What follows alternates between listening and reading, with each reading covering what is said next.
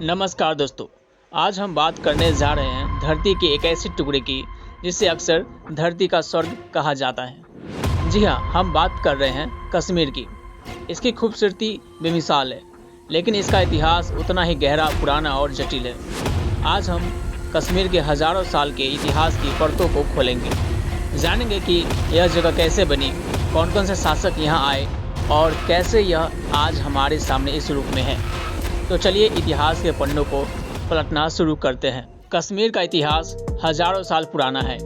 इसकी कहानी पुराणों और ग्रंथों में भी मिलती है। कहा जाता है कि यह घाटी कभी एक विशाल झील थी, जिसे ऋषि कश्यप ने सुखाकर रहने लायक बनाया।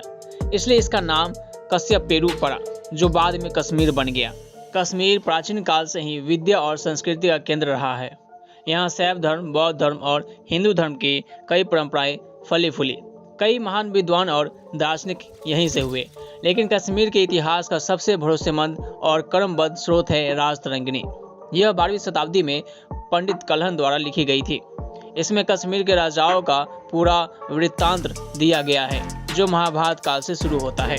राजतरंगिणी से हमें पता चलता है कि कश्मीर में कई शक्तिशाली राजवंशों का शासन रहा, जैसे कारकेट वंश, उत्पल वंश और लोहार वंश। सम्राट ललितादित्य मुक्ता पीठ जैसे शासक हुए, जिनका साम्राज्य काफी विशाल था। इस काल में कश्मीर कला, साहित्य और वास्तुकला के क्षेत्र में बहुत उन्नत था। 14वीं शताब्दी की शुरुआत में कश्मीर में मुस्लिम शासन की नींव पड़ी। शाह मीर कश्मीर के पहले मुस्लिम शासक बने और शाह मीरी वंश की स्थापना की।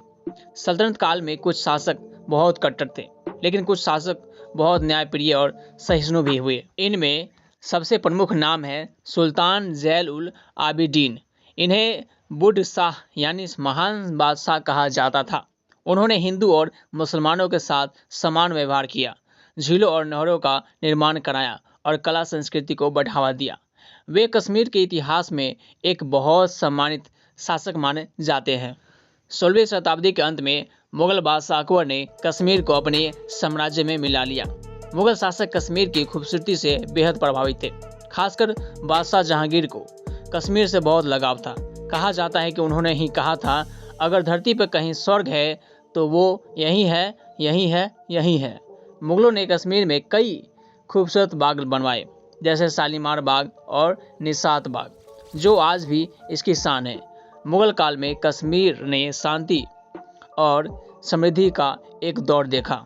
फिर 18वीं शताब्दी के मध्य में मुगलों के कमजोर पड़ने पर अफगान शासक अहमद शाह अब्दाली ने कश्मीर पर अधिकार कर लिया। अफगानों का शासन कश्मीर के इतिहास का एक क्रूर और दमनकारी दौर माना जाता है। उन्होंने स्थानीय लोगों पर भारी कर लगाए और अत्याचार किए। यह समय कश्मीरियों के लिए बहुत कष्टदायक था। अफगानों के बाद 19वीं शताब्दी की शुरुआत में महाराजा रणजीत सिंह के नेतृत्व में सिखों ने कश्मीर को जीत लिया। सिख शासनकाल अफगानों जितना क्रूर तो नहीं था, लेकिन फिर भी स्थानीय कश्मीरी लोग इससे पूरी तरह संतुष्ट नहीं थे। इस दौरान भी कुछ विद्रोह हुए। सिख साम्राज्य के पतन के बाद 1846 में ब्रिटिश और सिखों के बीच अमृतसर की संधि हुई। इस संधि के तहत ब्रिटिशों ने जम्मू के डोगरा राजा गुलाब सिंह को 75 लाख रुपये में कश्मीर घाटी बेच दी। इस तरह से डोगरा राजवंश का शासन शुरू हुआ, जिसने जम्मू कश्मीर और लद्दाख पर लगभग 100 साल तक शासन किया। महाराजा गुलाब सिंह ने डोगरा रियासत की स्थापना की, जिसमें कश्मीर घाटी भी शामिल थी। उनके वंशज यहाँ शासन करते रहे। अंतिम शासक महाराजा हरि सिंह थे। जब 1947 में भारत का विभाजन हुआ तो सभी रियासतों को भारत या पाकिस्तान में शामिल होने या स्वतंत्र रहने का विकल्प दिया गया। महाराजा हरि सिंह शुरुआत में स्वतंत्र रहना चाहते थे, लेकिन अक्टूबर 1947 में पाकिस्तान की ओर से कबायली हमलावरों ने कश्मीर पर हमला कर दिया। इस हमले का सामना करने के लिए महाराजा हरि सिंह ने भारत से मदद मांगी। भारत ने मदद की पेशकश की, लेकिन इसके लिए शर्त थी कि कश्मीर भारत में शामिल हो। फिर 26 अक्टूबर 1947 को महाराजा हरि सिंह ने इंस्ट्रूमेंट ऑफ एक्सेशन यानी विलय पत्र पर हस्ताक्षर किए, जिसके बाद जम्मू और कश्मीर रियासत कानूनी रूप से भारत का हिस्सा बन गई। भारतीय सेना तुरंत कश्मीर पहुंची और हमलावरों को पीछे धकेला। इसी वजह से भारत और पाकिस्तान के बीच पहला युद्ध हुआ। यह युद्ध 1948 में यूएन की मध्यस्थता से रुके, लेकिन तब तक कश्मीर का कुछ हिस्सा पाकिस्तान के नियंत्रण में चला गया था, जिसे आज POK कहा जाता है। भारत और पाकिस्तान के बीच नियंत्रण रेखा लाइन ऑफ कंट्रोल LOC खींच दी गई। विलय की इन खास परिस्थितियों के कारण भारतीय संविधान में जम्मू और कश्मीर को अनुच्छेद 370 के तहत विशेष दर्जा दिया गया था, जिसमें रियासत को रक्षा, विदेश मामले और संचार को छोड़कर कई मामलों में अपनी स्वायत्तता बनाए रखने की अनुमति थी। यह विशेष दर्जा अगस्त 2019 में समाप्त कर दिया गया।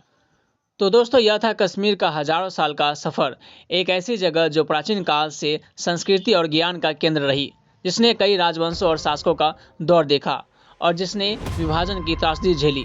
कश्मीर का इतिहास सिर्फ राजाओं और युद्धों का इतिहास नहीं है, बल्कि यहाँ के लोगों, उनकी संस्कृति, कला और जिस तरह से उन्होंने हर मुश्किल का सामना किया, उसकी कहानी भी है। आज कश्मीर भारत का एक अभिन्न अंग है। अब यह जम्मू और कश्मीर और लद्दाख 2 केंद्र शासित प्रदेशों में विभाजित है।